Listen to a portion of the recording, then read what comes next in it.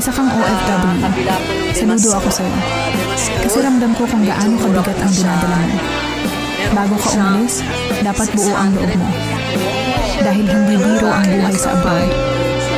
Akala ng iba, masarap, mali sila. Lahat po ay may Sa social media, puro tawa at gala. Pero sa likod ng camera, buha at pagod. Sabi nila, sinungaling daw ang OFW.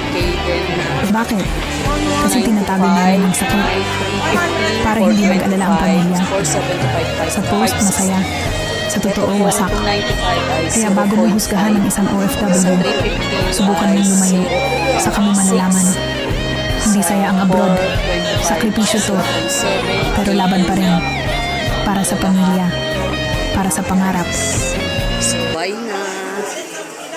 Bye na po sa mga alahas nila. Ito po ay nasa 120 SR ang earring nila.